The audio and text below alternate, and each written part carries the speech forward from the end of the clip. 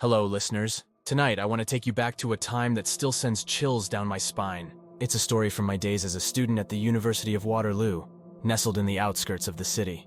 This is a tale of terror that unfolded on a campus I once thought was familiar and safe.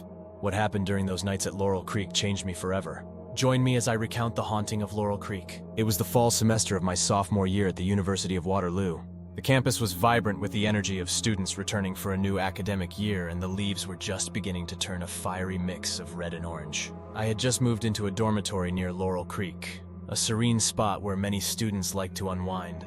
Little did I know that this tranquil place would become the setting for my worst nightmares. My roommate Ben and I had decided to take a late-night walk by the creek to escape the stress of our midterms. The night was crisp, the sky clear, and the full moon cast an eerie glow on the water. We were chatting about our classes when we noticed something strange. Across the creek, partially obscured by the trees, was an old, dilapidated building. I had never noticed it before, and neither had Ben. "That's weird," I said, pointing it out to Ben. "Do you know what that building is?" Ben shook his head. "No idea. It looks abandoned. Let's check it out." We crossed the small bridge over the creek, our curiosity piqued. The closer we got, the more sinister the building appeared. It was an old stone structure, partially covered in ivy, with broken windows and a door hanging off its hinges. A sense of foreboding washed over me, but my curiosity got the better of me. As we approached the entrance, we heard a faint whispering. At first, I thought it was the wind rustling through the trees, but the whispers grew louder, more distinct. It sounded like multiple voices, overlapping and unintelligible. "Do you hear that?" I asked Ben, my voice trembling. "Yeah," he replied, his face pale. "Let's get out of here, man. This place is giving me the creeps." But before we could turn back, the door creaked open slowly, as if inviting us inside.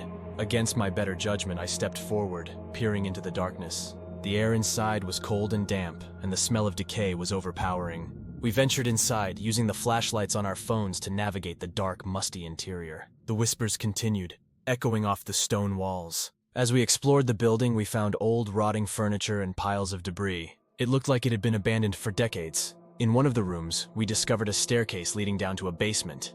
The whispers seemed to be coming from below. Despite every instinct telling me to leave, I felt compelled to find out what was down there. "Ben, let's go back," I urged, but he shook his head. "We've come this far. We need to see what's down there." We descended the creaky stairs, the darkness enveloping us. The basement was even colder, and the air felt thick and oppressive. At the bottom of the stairs, we found a large, open room with stone walls and a dirt floor. In the center of the room was a circle of old, weathered stones. Inside the circle, etched into the dirt, were strange symbols that I couldn't recognize. As we stood there, the whispers grew louder, more urgent. Suddenly, the temperature dropped even further, and I could see my breath in the air. A feeling of dread settled over me, and I knew we had to leave. "Ben, we need to get out of here now!" I shouted. But before we could move, the door at the top of the stairs slammed shut with a deafening bang. We were plunged into complete darkness, the whispers now a cacophony of voices. Panic set in as we fumbled for our phones, trying to find our way back to the stairs. Just as we reached the stairs, a blinding light filled the room. We turned to see a figure standing in the circle of stones. It was a woman, dressed in old-fashioned clothing, her eyes glowing with an unnatural light. She raised her hand, and the whispers stopped, replaced by a chilling silence. "You shouldn't be here," she said, her voice echoing in the cavernous space. "We're sorry," I stammered, my heart pounding in my chest. "We didn't mean to disturb anything." The woman's expression softened, and she lowered her hand. "Leave this place and never return. If you do, you will face consequences beyond your worst nightmares." Without another word, the light vanished, and we were plunged back into darkness. The door at the top of the stairs creaked open, and we didn't hesitate. We ran up the stairs and out of the building, not stopping until we were back on the main campus. For days after that, Ben and I couldn't shake the feeling that we were being watched. Strange things began to happen in our dorm room. Objects would move on their own, and we would hear whispers in the middle of the night. We tried to put it out of our minds, but the fear was always there, lurking just beneath the surface. One night, as I was studying late, I heard a soft tapping on the window. I turned to see the face of the woman from the basement, her eyes glowing in the darkness. She mouthed something I couldn't hear, but the message was clear.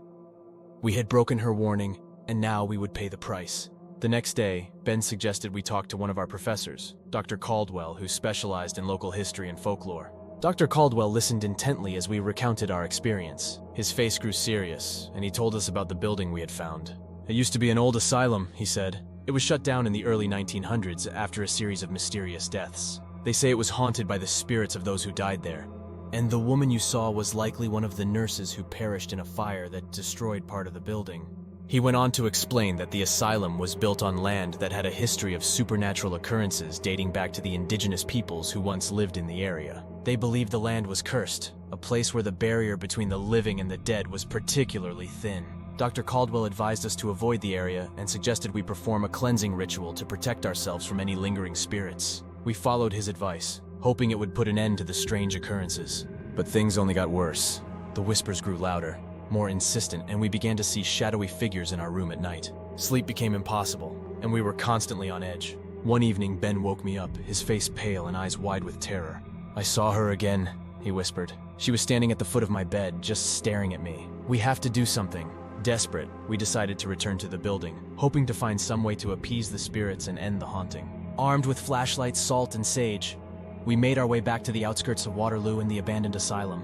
The building looked even more foreboding in the moonlight, its shadow stretching across the ground like a dark omen. We entered cautiously, the air thick with anticipation. The whispers greeted us as soon as we stepped inside, louder and more urgent than ever. We made our way back to the basement where the circle of stones still lay undisturbed. We sprinkled salt around the perimeter and lit the sage, hoping to cleanse the space. As the smoke filled the room, the whispers grew frenzied and the temperature plummeted. Suddenly the woman appeared again, her eyes glowing with an otherworldly light. "You cannot cleanse what is bound to this place," she said, her voice echoing in the confined space. "You are marked now, and there is no escape." Before we could react, the ground beneath us began to shake, and the walls seemed to close in. We ran up the stairs, but the door slammed shut, trapping us inside. The whispers turned into screams, and the woman's form began to shift and change, becoming more monstrous with each passing second. In a moment of sheer panic, Ben grabbed my arm and shouted, "We need to break the circle!" Without thinking, we rushed back to the circle of stones and kicked them apart, disrupting the symbols etched into the dirt. The ground stopped shaking, and the woman's form dissolved into a cloud of mist. The door at the top of the stairs creaked open, and we fled the building, not stopping until we were far away from the cursed asylum. Back on campus, the strange occurrences finally ceased. The whispers were gone, and we no longer felt the oppressive presence watching us. But the experience left its mark on both of us. We were never the same after that night, always wary of the shadows and the unknown. I later learned that the building was demolished, and the land was deemed too dangerous for any future development. The stories of the haunted asylum became a part of campus lore, a cautionary tale for curious students. But I know the truth. The land is cursed, and some doors once opened can never truly be closed. The spirits may have been quieted, but they are still there, waiting for the next unwary soul to wander too close. Thank you for joining me on tonight's episode of Echoes from the Dark. Until next time, stay safe, and stay away from the shadows.